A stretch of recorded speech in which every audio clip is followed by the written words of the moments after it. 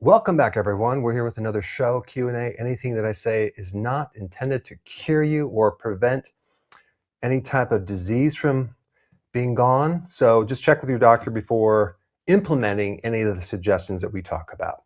Steve, let's dive right in and answer as many questions as we can.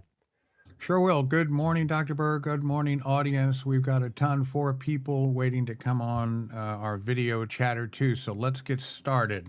Let's start off with game time from YouTube. Would St. John's wort help with severe anxiety? Anything else you'd recommend, Dr. Berg? Yeah, the only thing is you don't want to be on an SSRI and St. John's wort because that can mess with your serotonin.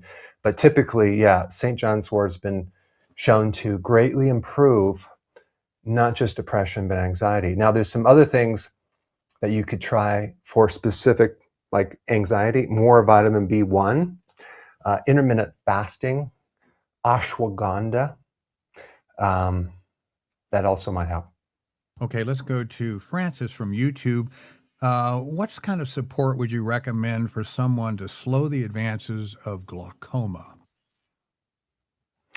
High doses of vitamin D3, if you could search out the Coimbra protocol in which you use high doses of vitamin D3, you could find a doctor to work with to monitor that. But there's a fascinating book from an eye doctor out of Germany. And no, I don't remember the name of it, but you have to do a search. It's hard to find on Amazon, but this doctor has gotten great results with glaucoma and using high doses of vitamin D3. Don't forget to add magnesium to allow that to also work, because vitamin D is dependent on magnesium. So in other words, vitamin D may not work if you don't have enough magnesium. All right, very good. And we've got a full house in a green room in Soraya. I want you to get ready because I'm going to put you on the air. And she is a return guest. And go ahead with your one question, Soraya. Good to see you again. Hi, Dr. Berg. So I have really bad SIBO. So I've been taking the L-reiterite yogurt for a month and a half now, and I take oxbile salts daily, and I take betaine hydrochloride, not every day, but I take it. But before taking the yogurt for 2 weeks, I was on antibiotics, and I haven't seen any change in my SIBO. Like, I'm still the same, like very bloated, constipated, like just the usual. And I've had SIBO for a year and a half now. So I don't know what to do. I intermittent fast. I do the keto program. I mean, I do everything. So I don't know what to do. So did you get that device that you can measure the different gases to be able to determine it? No. Or how are you determining that for sure you have SIBO? That's the question. By just all my symptoms. And then you had told me to talk to Dr. William Davis to get a stool sample, and I did that, and it turned out that I have no good bacteria. I have like all pathogens. So and then he recommended, and you did too, to take the yogurt. And so, but no, I haven't taken that thing that you said earlier. Okay. So are you is the symptoms like bloating after each meal, that type of thing? Yeah, so very like sometimes I don't even eat. Like I just fast. I have a little bit of like heavy cream with coffee. And even after that, like I just feel so big. Like I ate like a whole cow. And even sometimes when I just drink electrolytes, I'll feel it. like bloated, like yeah, and a lot of constipation, sometimes diarrhea. I feel very fatigued. Uh, just those kind of symptoms, and yeah, I could never lose weight. Like Mhm. I'm always like I'll fast for like 6 days with like a little bit of cream and coffee, right? Electrolytes. And then I won't lose anything, maybe 1 pound. And I exercise too. And then I eat and the whole thing again, I'll put on like 4 pounds in like 1 day, 2 days. Like it's just, it's so annoying. So anyway, that's how I feel like I have SIBO. Um, Okay. do you think I So do? just so a couple things. Number one, um, there's a chance that you might not have SIBO, but I'm not saying you don't have a digestive problem, but there's a chance you, because when you're trying to solve a problem and it doesn't solve, you want to make sure you have the right problem. There is a breath device. It's a handheld device that you can get on the internet. Dr. Davis talks about it, that you can measure the gases coming out to really determine, is this really SIBO or not? But that being said, you're doing all the right things. I think you need more data to be able to find out what's in there. But I think that gas device would be helpful. And then also, I would try carnivore diet I, for a period of. You did try that.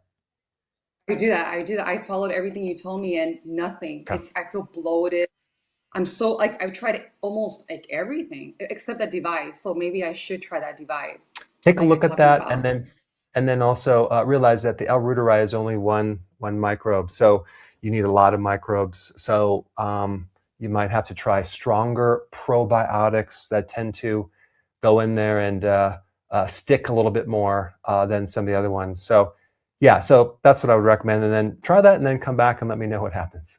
Surya, thank you so much. And Dr. Berg, let's kick things off with the first quiz question of the day, and there you have it. What are the three most common ingredients that make up the 30,000 different food products in your grocery store? Good grief, that's a big list. Okay, let's move on to Mohassan from YouTube. I have atrophic gastritis and GERD for a year. I've tried cabbage juice, but it doesn't seem to work. Are there any other natural remedies you'd recommend for GERD and gastritis and so on? So really, for that, you could have with GERD, we have a problem with the valve on the top of the stomach. So acid is kind of coming up. So it's really, you may just need more acid, okay? So if you took betaine hydrochloride and you don't have any burning in your stomach, then we can rule out an ulcer or maybe even gastritis, which is inflammation of the stomach. And then that would be the solution, is to acidify the stomach to be able to control that valve on the top of the stomach, because there's a sensor mechanism that's involved. If you do feel worse when you take betaine hydrochloride and even apple cider vinegar, then you need zinc carnosine to heal the tissues for a while. And a lot of times it's going to be helpful to start consuming more fermented vegetables and probiotics and things like that to heal the lower part of the digestive system, which then will actually take the stress off the stomach. All right, very good. Let's move to Pat from YouTube, battling with a UTI. That's horrible. Right now, I have terrible pain. I'm on antibiotics. Help, she says. Yeah, I think there's some great data using methylene blue and actually infrared light therapy at the same time over your bladder. Apparently, methylene blue has been used for a very long time by medicine for all sorts of things. It's more of a natural thing, believe it or not, even though it's made from a chemical. It doesn't have hardly any side effects if you're taking small dosages of it. But I think I would start to beef up, no pun intended, your probiotics in your foods to be able to put back in those good microbes. Because really, when you have infections, everyone's focused on killing off the bug, but what about the immune system? The immune system needs to be strengthened. So that's what you need to focus on. All right, let's go to Lion's Mindset is the person's name on YouTube from YouTube. What dosage of D and K2 should one have during an active shingles outbreak? My guess, this Lion's Mindset is suffering. So if it was me, I might want to try something like 20,000 IUs of vitamin D3 with 200 micrograms of vitamin K2, and that would be the MK7 version. All right, let's go to Life and Health Coach from YouTube. What is the best form of B1 besides nutritional yeast to give an 8-year-old? Allithiamine. It's a derivative from garlic. It's a natural B1. And, you don't necessarily have to worry about like just taking one a day, it comes in like 40 or 50 milligrams, because the RDAs for B1 is like 1.2 milligrams. That's a joke. Like, that is such a tiny amount. It's based on completely outdated research. They should increase the RDAs for B1 significantly higher to create an effect, because right now it's ridiculous. But yeah, that's what I would do. All right, very good. Well, here's what the audience did. They answered quiz question number 1, which asks of them, what are the 3 most common ingredients that make up 30,000 food products in the grocery store? 55% of our respondents say it's maltodextrin. That sounds familiar. Fructose and corn syrup. And then 35% say starch, sugar, and seed oils. And 10% say soy, starch, and MSG. Boy, starch gets a top ranking in this. Yeah, I think everyone's onto something, because if you take a look at the food that's in the grocery store, you have it's like this illusion of choice. You have all these different choices, but in reality, you have like 3 choices because most of those foods have 3 common ingredients. Number 1, corn. That's the big one. Most things have corn in different forms. High fructose corn syrup, dextrose, ascorbic acid, gargum, modified food starch, modified cornstarch, like just just so many different versions of that. So then you have soy and wheat. That makes up the majority of those ingredients. So you're basically having this illusion of these multicolored, amazing boxes that look like it's healthy, but it's really all the same crap, unfortunately. All right, very good. Let's go to our next guest, Maria, who has a beautiful baby son. And so we're going to try to get her on and off so she can tend to that. And Maria, go ahead with your one question for Dr. Berg, please. Yeah, hi, Dr. Berg. And so I have a history of gallbladder stones, which was cleared 3-4 years ago by taking your gallbladder formula and using lemon juice and diet change. Which after CD scans, it was cleared, no more gallstones. However, like few months ago, after I gave birth, my son is 7 months old. I have been diagnosed with, after an endoscopy, with gastritis. And it's really making my life miserable right now. They said it's due to H. pylori infection, and I have to take antibiotics. However, I'm breastfeeding my baby right now. So what are my options? What can I do right now? Should I go ahead with the antibiotic? What can I do? Or should I wait until I win my baby? What can I do to make my life?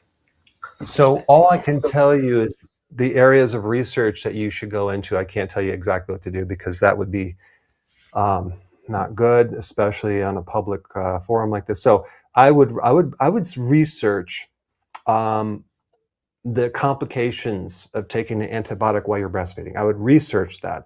I would also research sulforaphane remedy for H. pylori. I would research zinc carnosine or other types of zinc in relationship to H. pylori. 80% of the population has this microbe, and it normally is not bothering us. It just sits there, doesn't create problems, until your stomach, somehow the environment changes to alkaline. That's why we need to acidify you. And then it starts to change its relationship and irritate your stomach. So is it possible to make it friendly again by changing the environment back? Maybe you should look into that. So we want to acidify the stomach. We want to also realize that the strategy for H. pylori to thrive is it releases ammonia into your body. And ammonia is very alkaline. So it's changing the pH to more alkaline so it can actually survive better. So I think there's things to be done, but I think you just need to research it and find out what works for you.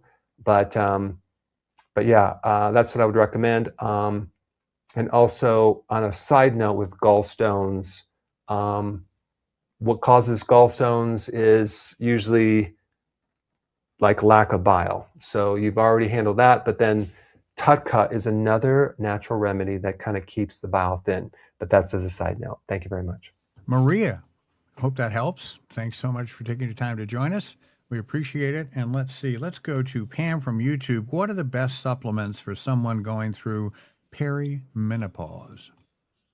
Well, it depends on what kind of problems you have, because is it hot flashes? Is it bone loss? Is it muscle loss? What happens during perimenopause is you have this drop of estrogen.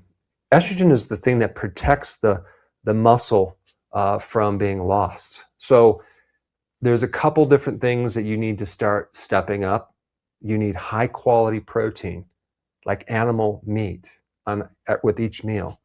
But the problem is that that by itself won't work unless you open the door to allow that protein to go into the muscle. And that the door opening has to do with you doing exercise, specifically weight training. So weight training several times a week with high quality protein can be very beneficial with someone going into menopause. Okay, very good. Let's ask quick question number 2. There it is, Doc. How long is the average attention span? What was that again? No kidding. Okay, audience, climb on that. Mom of 300s. I love that handle. What a cool name. From Rumble. I'll be getting a blood test soon. Can you give me a basic list of markers I should test it for and what the healthy levels I should watch for? Could be kind of a long list. Any sort of highlights in there? Let me just tell you, you should, I may have done a video on this, but you should definitely get a fasting insulin test. You want that to be below 5. Very important. If you test your cholesterol, which probably you're going to test it, and it's high, you might get alarmed because they didn't do an advanced lipid profile test, which you always need to do that. That will determine the type of LDL you have, which is the key to everything. It's like, do you have the small dense or do you have too many large buoyant? So you want to be able to sort that out, because just total LDL cholesterol is worthless. It's not going to tell you much. So that's one thing. The other thing is just to kind of look at the basic markers and really understand that some of these normal ranges are based on averages. So you're basically, we're going to compare you to an average person, assuming that they're healthy. So some of these ranges aren't quite correct, especially with the thyroid, for example, and other things. And I'm almost positive I did a video on this. You can search out that data, and that will tell you specifically what you're asking. Okay, very good. Let's go to YouTube. Hang on, I've got a little message that covered the person's name. Ashish from YouTube. I'm a 46-year-old diabetic with hypertension, and I have a 9-millimeter gallstone. I've been taking your TUDCA in the morning and on an empty stomach. After 10 months, the stone size is consistent. What should Ashish do now? I would research, in addition to the TUDCA, taking a bile salt, okay, after meal, because you want that stone to go away, and you have too much cholesterol and not enough bile. I would not go extremely low fat. I wouldn't go high fat. I would just make sure you have some fat in the diet, because the fat actually causes the contraction of that gallbladder to be able to push things through. And then watch my most recent video on gallbladder complications. I think it's called After You Had Your Gallbladder Removed and the Complications. Watch that video, because I cover all these different things that you can do. Not that you had your gallbladder out, but I think you can get some great data from that.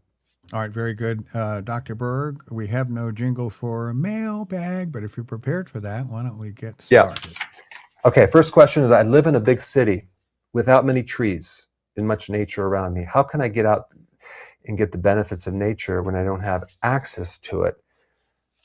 The single most powerful thing a person can do for their health that kind of crosses over and checks off the boxes to so many things is going for a walk in nature, and even with a friend, because then you have the social as well, and you're exposed to sun and you get this and that. But if you're in a city where you can't do that, then the next best thing is to try to find some type of water, like some type of river or waterworks that you can actually be around the water, because that's more of a very soothing nature thing, or a park, for example. Have plants in your house, very important. And then maybe each week drive out of the city and spend at least 120 minutes in a park or nature going for a walk. Super important. But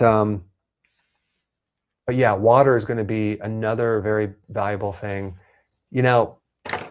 Because we're so hyper focused on in front of a screen for the majority of the day, most people, you need to offset that. And getting out in nature without headphones hits so many different therapeutic things.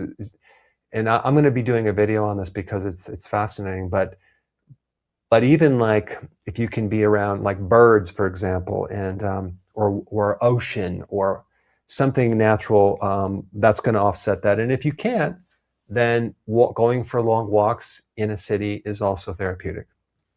All right. Well, those sound like great solutions. Let's go to quiz question number 2, which asked of the audience. You know what, Steve? I just gave you one. I think we have a few more. So I'm sorry. Let me calm down here for a minute. Chill down. Yeah. Okay, good. I'm a 45-year-old woman struggling with fluid retention in my feet. Okay, so that's typically your carbs are too high. Carbs are like sponges for fluid.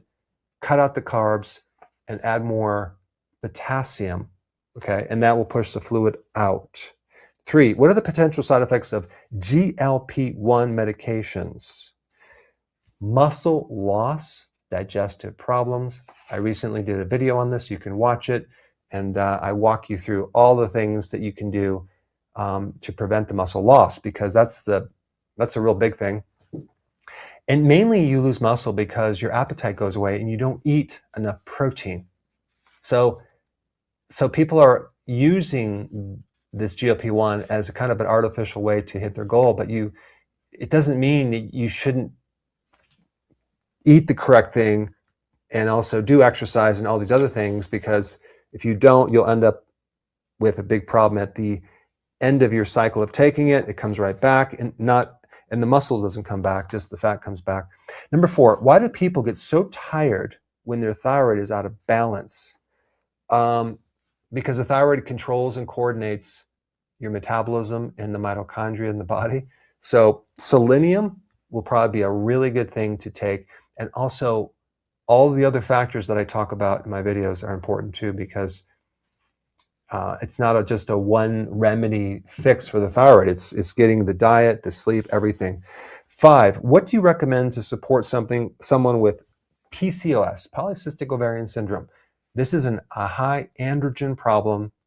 A female body has too much androgens and it's creating facial hair, acne, deeper voice. So what they need to do is lower their insulin by going on a low-carb diet, doing intermittent fasting.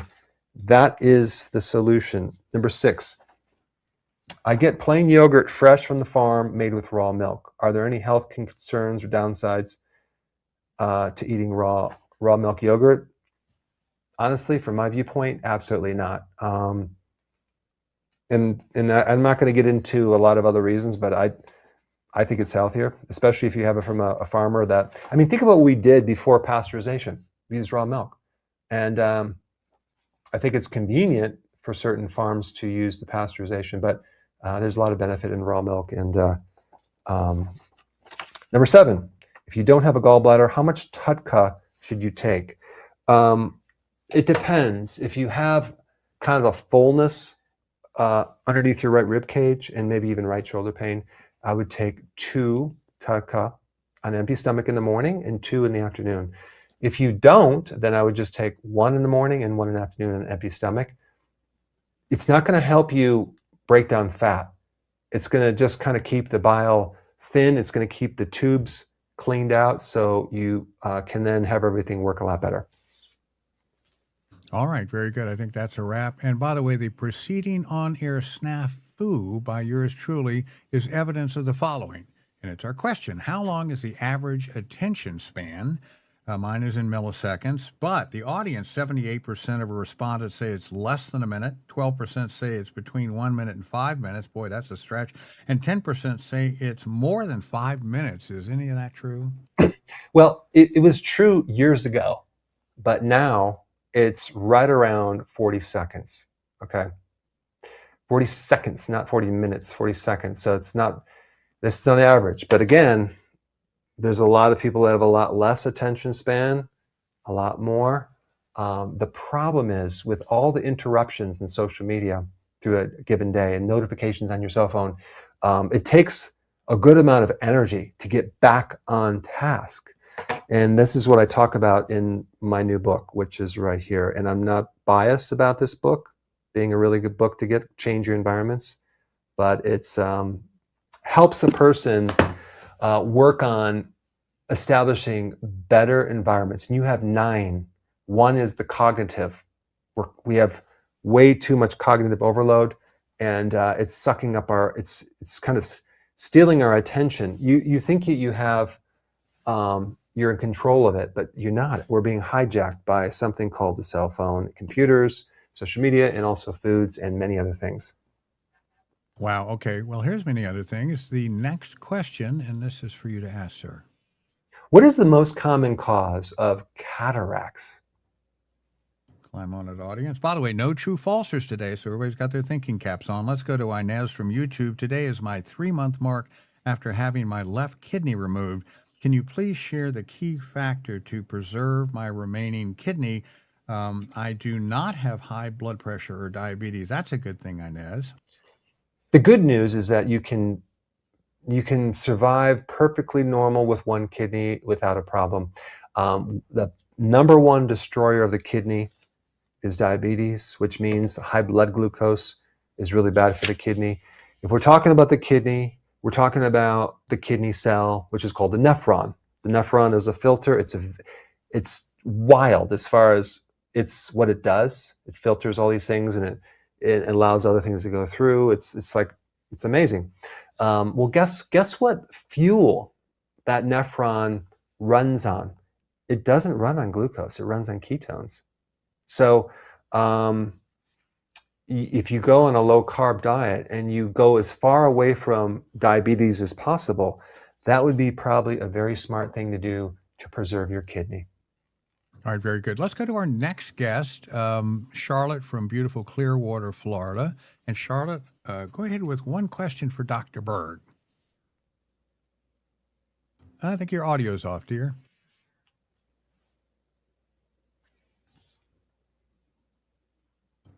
All right, keep hunting for that. We've got it on this. I tell you what, you sort that out, and we'll be right back with you. In the meantime, let's go to USKX from YouTube. Should someone on statins be taking berberine?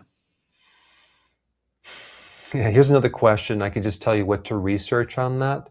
Berberine mainly helps make insulin more sensitive, so it works like metformin in a way. It has less side effects. And so statin is different. Statin blocks cholesterol, okay? Berberine doesn't block cholesterol. But because berberine works on your blood sugars, you're indirectly improving cholesterol, because what causes high cholesterol in most people is too many refined carbohydrates. So it does help you, but the thing you need to really do for cholesterol is cut down the refined carbohydrates and starches. Okay, very good. Let's go to answering very quickly quiz question number 3, which asks, what is the most common cause of cataracts? And let's see, 82% of our respondents say it's caused by too many carbs or sugars. 10% say It's a lack of vitamin D. We all love vitamin D, and 8% say it's a protein buildup. So the lens of the eye that becomes opaque when you develop a cataract, this tissue is almost like an alien tissue. It's just bizarre because when it's first forming, it has all of these, and I'm going to show you right now this little demonstration right here. Here's a cell. Inside your cell, you have all these different parts, right, that actually allow things to work. You have the nucleus, the mitochondria. They're called organelles. So in a normal early lens, you have all these organelles. But then what the lens has to do is purge all these organelles. It gets rid of even the nucleus. So why? So it can then, you can see through it in a transparent way. So because these would be in the way. So you got this tissue that has to get its energy outside the nucleus, and it uses an ancient pathway where it uses glucose. So it really doesn't have any protection against glucose. So it's very vulnerable to glucose because it doesn't have all these other things connected to it. So if someone's consuming too much glucose, aka sugar or starch, maltodextrin, that can then get stuck to that protein and start to make it like kind of opaque, and now you can't see through it anymore. So it's really, this is why type 1 diabetics especially, not to mention type 2, have a big problem with like snowflakes and the destruction of that lens. So you do want to cut down on your sugars if you want to prevent it. But let's say you're starting to get it. There's a great natural remedy called NAC, but not the NAC that most people will find online. It's a very special, different type of NAC. It stands for N-acetylcarnosine, not cysteine, carnosine. Carnosine is in red meat. Carnosine is a powerful antioxidant, but carnosine can't really penetrate through your eye. So you need the N-acetyl little thing to drive it as a Trojan horse. It pushes it through the eye in these drops. You can get them. You'll see them probably for dogs, but they have them for humans as well. You put it on your eye, it goes into the eye, and it helps to act as a decoy to prevent this. It's called glycation on the lens. And so that's my long answer, and I'm sticking to it. Wow, that's fascinating. A lot of data in there. Okay, let's see if we can hear from our guest, Charlotte. Go ahead and try us again, Charlotte. Can you speak to me for a moment? No, unfortunately, Charlotte, we still don't have you. Maybe we'll save your link for next week, and we can work this out before the show if you have time. Okay, let's go to Valerie from Rumble. My mom has recently been diagnosed with Crohn's disease. That's awful. Can it be treated with the carnivore diet and mushroom powder? Will she be able to eat dairy again? Well, I think carnivore would be the best thing for anything inflammatory in the intestines, because you're eliminating all these things that are irritating it off the bat. And plus, when you're eating meat, you're having glutamine, which is really good for healing the gut. But I would recommend doing a version of the carnivore that also has a wide range of foods, maybe some organ meats, maybe some seafood, shellfish, eggs, things like that. Maybe cheese as well. Not just muscle meat, okay? That's what I would recommend. And then some people are doing the version of the carnivore diet with the juice from sauerkraut to actually kind of help the gut. And I thought that was pretty smart to do that. So you do that for a period of time, and then see how it goes from there. And I think you had 2 questions, but remember, we're only doing 1 today. So very good. All right. Well, that was a great one. Okay, let's go to one of our 5 questions today, and here it is for you to read. What is the primary vitamin deficiency in tinnitus that's ringing in the ears? Awful, I'm sure. Let's go to Bernadette from YouTube. I had an osteotomy 3 weeks ago for frozen toe, if that makes any sense. What can I take to speed up my recovery and avoid any scarring? So some kind of operation on her toe. So I dropped a 45-pound weight on my toe with sandals. Then I had a 1,000-pound horse step on the same toe. So I ran into the same thing where I needed surgery on my big toe. And honestly, it took literally a year before the pain went away. In the healing process, because I'm walking on it every day, right? So I think some people heal faster, but just give it more time. The key is to keep it moving, keep flexing it. Don't let it just, I mean, I think what they did with you is they fused it. So you're pretty much going to be stuck with that, but try to walk normal. They have certain shoes that you can walk that can take the pressure off of it. But you're going to have to also make sure that you're not favoring it too much. But I will just say it takes a long time for certain people, especially if you have genetics that I have that have more inflammatory issues. So if I have a surgery, it takes me a long time to heal. Oh my goodness. I think it's osteotomy. I think I figured that out. Okay. Good luck with that, Bernadette. Sounds painful. What's not from Rumble is the person's handle. You have suggested taking 2 tablets of TUDCA, on an empty stomach without mention of how much dosage per tablet. There are different strengths of TUDCA in the market. Which is best? That's on an, in order to determine that, we would probably have to go with your size and your weight and your symptoms and the severity. So I can't really get into exact dosage because then now I'm liable. Like I told you 40 milligrams, but you said, so I'm just going to say I would watch my videos and also, typically the dosage on most of them are pretty much roughly within the range of, when it's use the description, what it says, like take 1 on an empty stomach or take 2 and just follow that recommendation. So that's as far as I can really get with dosing.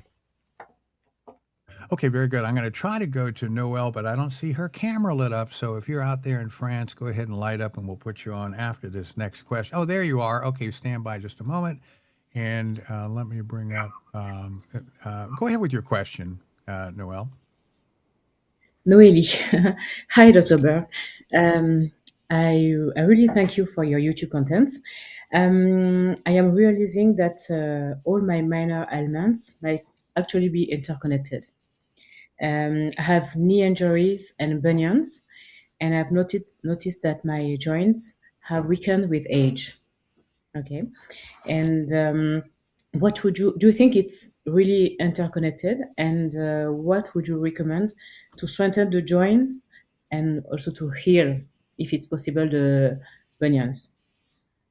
Bunions. Okay. Bunions heal. Yes. Well, bunions, unfortunately, can really affect your gait, how you walk, favoring the different part of the foot, which then will put a lot of stress on your knee. I tell you what I'll do. I will put a link, but just give me a couple hours. I'll put a link on this video right here on an amazing YouTube channel that has exercises for your feet. I think that's what you need to do to balance your foot and the way that you walk, because I'm telling you, just by having your gait off a little bit, it sends discomfort all the way up and instability in your knees, in your hips, in your shoulders. And I love this YouTube channel because I'm like, this guy's spot on, and he has a lot of different exercises for the feet. So I think the foundation is going to be important. I don't know of any way of getting rid of the bunions, but what we can at least do is get the muscles in your feet to work better so the bunions are not an issue anymore. That being said, one of the best things for the knee is to walk backwards. Do it on a safe area. On the grass first, but that really strengthens the knee. And then while you're walking backwards in a park, and just don't mention my name if someone asks you, what are you doing? That's great. Well, thank you so much, Noélie, if I said that right finally, and good luck with that. Appreciate you spending your time on the air with the rest of the world here on the Dr. Berg Show. Pitpen 67 from Rumble. What are your thoughts on the benefits of structured water that has been molecularly realigned by exposure to magnets, red light, or sunlight? You heard of such a thing? Yeah. I don't know much about it. I don't I don't know. I couldn't even give you an opinion. Maybe you just try it out and see if it helps you. But I don't know of a lot on that. I don't know of much to even to give you on that data. All right, very good. Well, that's interesting. Maybe we'll learn more. Hey, Lou, 1234 from Rumble. Every time I eat steak, my stomach rumbles for a while. Speaking of rumble, what's wrong with me? She says. Well, I think maybe you want to try some betaine hydrochloride, which is to acidify to allow you to digest more protein. If you have problems with or indigestion or problems with digesting meat, typically you just need more acid, and the betaine hydrochloride will build up your acid to help you digest that meat. All right, very good. Here's an interesting one. Heard a lot about this in the news. Italian from Rumble. How can you explain how hormone imbalance affects mood, specifically in regards to depression and anxiety? Everybody's talking about TRT and all a bunch of stuff. Oh, absolutely. Your endocrine system is behind your hormones and your mood.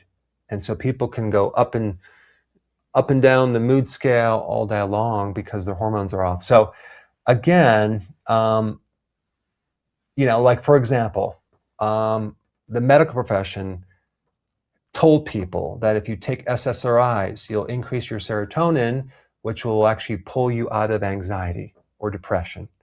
Well, then they found out, well, actually, we lied. It's not really the serotonin. We're not really increasing serotonin, and serotonin's not really behind that. So here's the thing. I wouldn't try to take a remedy to fix an emotion. I would instead focus on establishing your basic lifestyle factors: food, sleep, exposure to sun, movement, rhythm of when you eat, when you don't eat, rhythm of sun exposure bright in the morning, dim at night, exercise, recovery. These are all rhythms that you want to reestablish. And you're going to probably find that your mood actually comes straight up and vertical when you do that. And I have many examples of that. I've talked about that in my videos. My goodness. When you said, well, they lied, we had an outburst of laughter in the control room. Okay, anyway, let's go to Tanya. I'm going through chemo right now, and I fast 18 to 20 hours a day. Should I fast before or after chemo? I have heard several opinions about this. What would make her more comfortable during that tough routine? I think before will help you a little bit more, but I think after would as well. But there's some interesting data on fasting and just protecting your body against things, especially chemo. It lowers the side effects. So you're basically strengthening yourself to be able to handle poison exposure or chemical exposure by fasting. It's interesting to me that when you take a body and you make it super comfortable and you constantly nourish it and you keep it at the same temperature all the time and you don't put any stress on it, it withers, it gets sick really fast. So our bodies need to have intermittent stresses to survive with lots of recovery. And it thrives better when you don't feed it. But now you're doing chemo. So what you have to do is you have to really hyper focus on also your immune system more than anything to keep your immune system really, really strong. And unfortunately, the way that people are trying to strengthen the immune system ends up weakening the immune system. But that's as far as I'll get with that, because I'll probably get in trouble if I say anything too much. All right. Mum's the word. Let's go to quiz question number 4, which asked of our audience, our astute audience, what primary vitamin deficiency and tinnitus ringing in the ears? And 65% of respondents say it's a deficiency in zinc. 20% say it's a vitamin D deficiency. Boy, that comes up a lot for everything. And 15% say it's a vitamin A or vitamin B deficiency. Lots of vitamins there. Who's right? So the ear, the inner ear, the mechanism, there's a thin layer on the inside of the ear that requires a tremendous amount of energy because it needs to make this voltage. There's a lot of voltage going on in the inner ear, in fact, more than any other tissue. So it's a high energy thing. And so when the energy goes down, okay, the brain compensates by turning up the gain, and you get this feedback hissing or ringing. That's really what's happening. You have low energy in the inner ear. And usually the spark plug that allows you to generate energy involves vitamin B1. Now, the problem is normal vitamin B1 is, when you buy at the store, is water soluble. There's no way it's going to penetrate the brain, the blood-brain barrier, and get up there. So then people will try benfotiamine, which is a fat-soluble B vitamin. But the problem with benfotiamine is it's good for peripheral neurological issues in your feet, but it quickly breaks down into a water-soluble in your blood mainly. So it's not necessarily good for brain stuff. But it just so happens there is a type of natural B1 called allithiamine, which is fat-soluble, which is great. It penetrates the brain, goes into the inner ear, and you'd want to take that as a remedy for ringing the ear more than anything else, as well as going on a lower carb diet. All right, very good. Final quiz question of the day for you to read, sir. How does creatine mostly influence your muscles? Like, what does it do for your muscles? Or exercise, exercise. All right, climb on that, astute audience. Simple Spirit from YouTube. What's a good daily protocol for someone recently diagnosed with the tough Parkinson's disease? This is the same thing we were talking about. If we need to get more energy into the neuron, okay? Usually the person has insulin resistance in the neuron.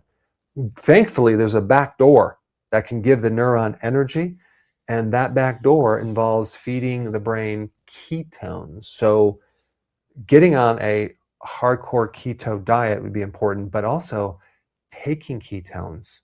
There's been also evidence to show that supporting the mitochondria with cofactors like vitamin B2 and vitamin B3 and magnesium are also super helpful in Parkinson's. All right, well, that's hopeful. Okay, let's see. Rister from YouTube. I want to start taking prenatal vitamins that include B12. How do we know if we have a AB to vitamin deficiency? How long do I need to take these prenatal vitamins for what I'm sure is her wonderful growing baby, or anything else that she should be doing to help support that child? It's probably one of the most important things a mother can do, in addition to cleaning up the diet before, during, and after pregnancy, would be to make sure there's sufficient nutrients. And finding the prenatal is going to be hard. So you want to just find something with more natural things, but you may need to take several different supplements because the prenatals out there are crap. They're just synthetic. So you'd want a really good natural B complex. You definitely want more vitamin D3 with more magnesium. You need trace minerals. So like especially iodine and selenium and zinc. The reason is because the demand for nutrients are going to be so high, and the extra money you spend on a quality brand or quality nutrients are going to literally set up your child's future health for a good chance of preventing a lot of problems. It's worth it because the demand, even with breastfeeding too, on a female is huge. And so a lot of nutrients are being sucked out, and you don't want to end up with a baby that has a deficiency. I'll give you an example. If that infant is deficient in iodine, the IQ drops at least 12 points.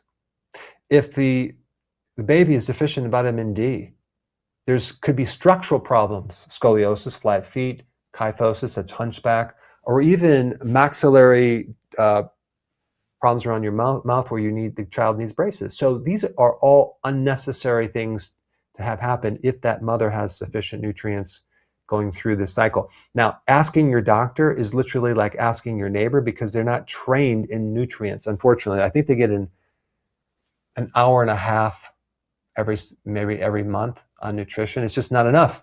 So I need to write a book on this because I think it's like the easiest thing to do if you have a little bit of the right information and at a fraction of the cost. It's not that expensive to eat good and have the right nutrients.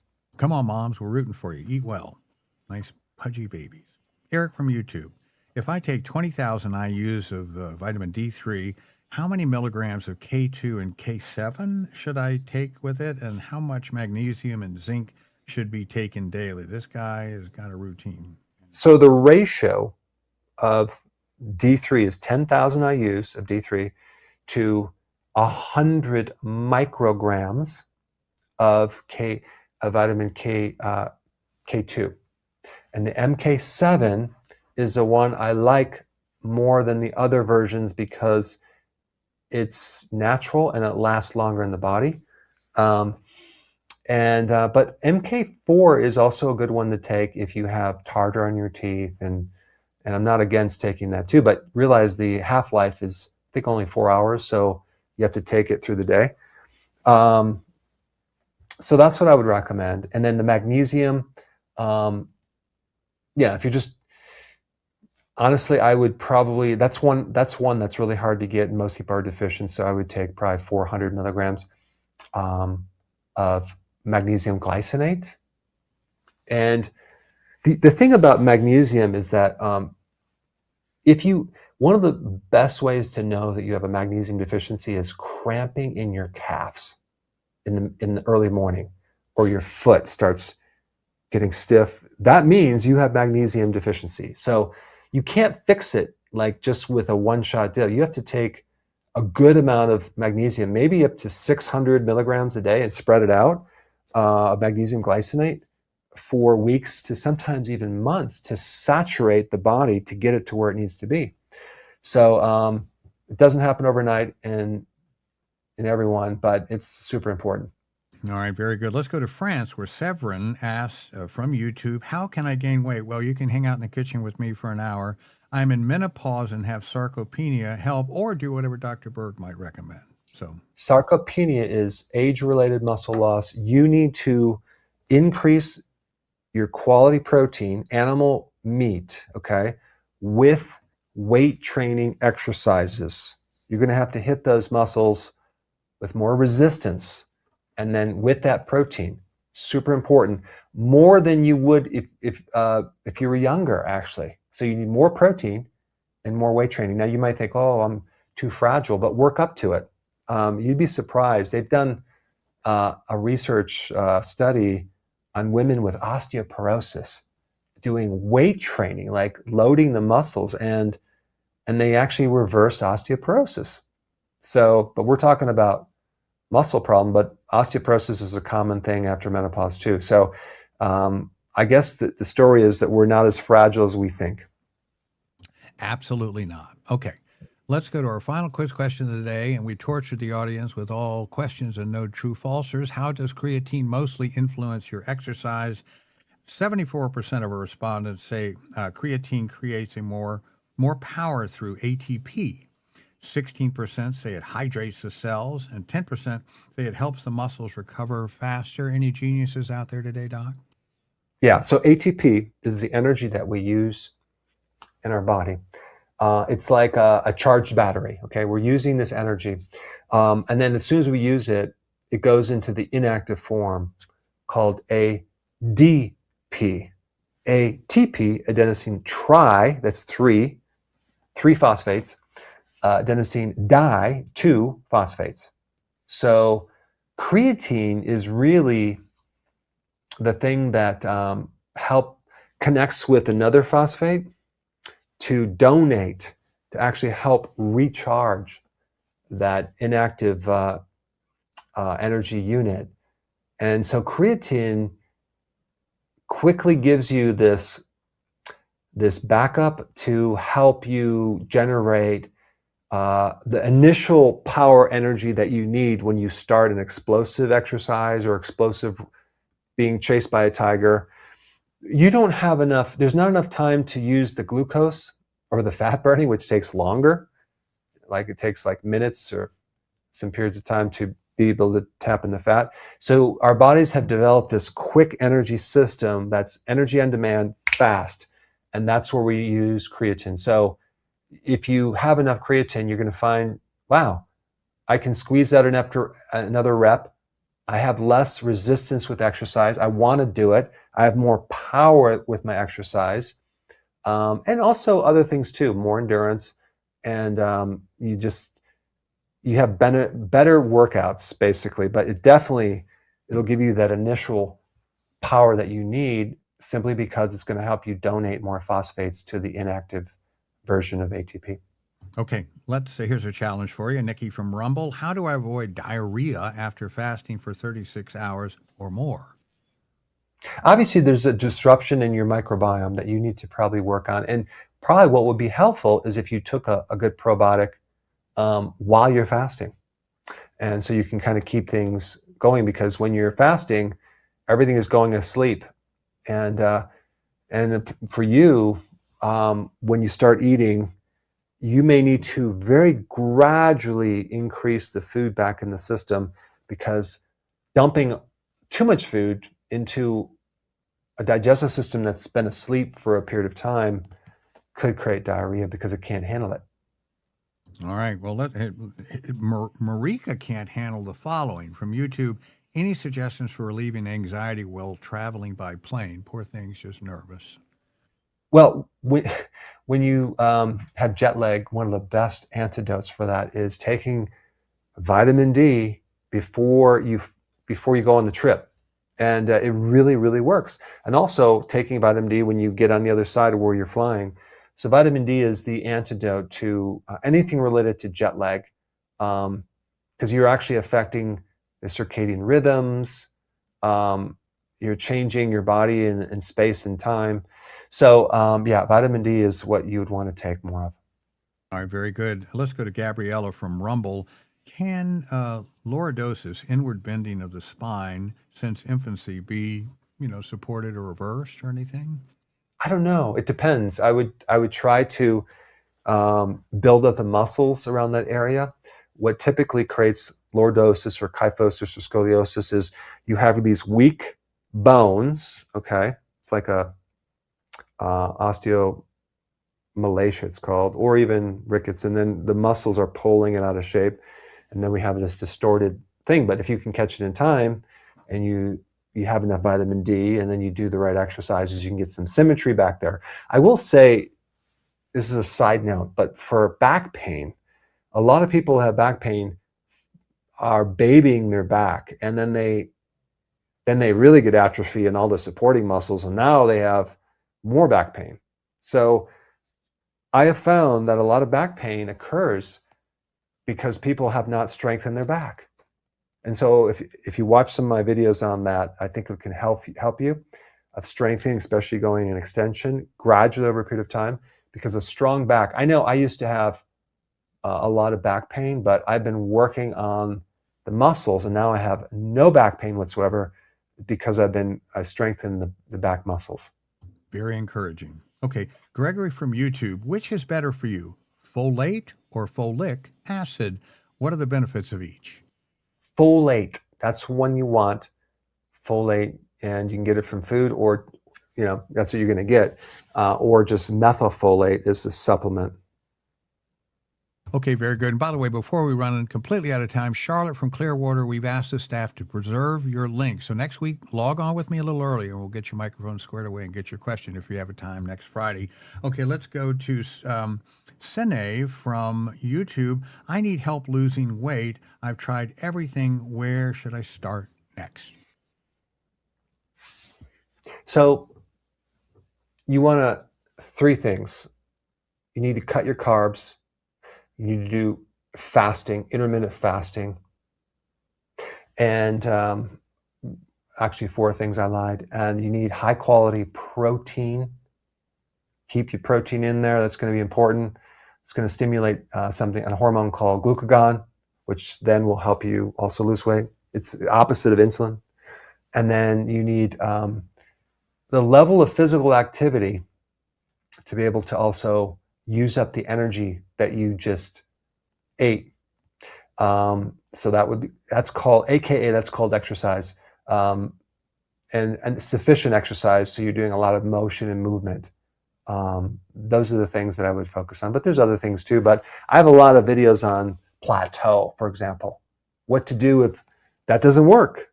Well, you can watch those videos.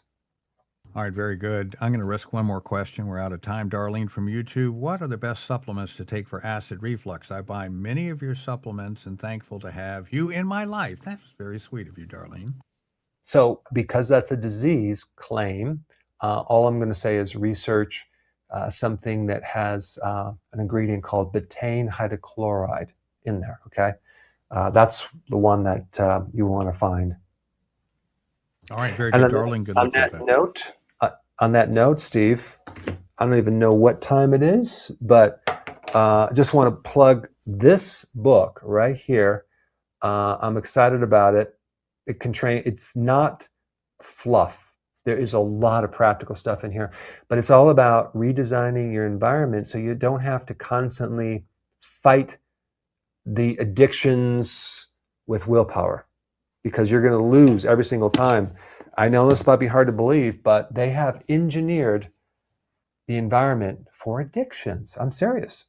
So you need to change your environment to make it easy, so that thing is not in your face 24/7. And I'm not just talking about food.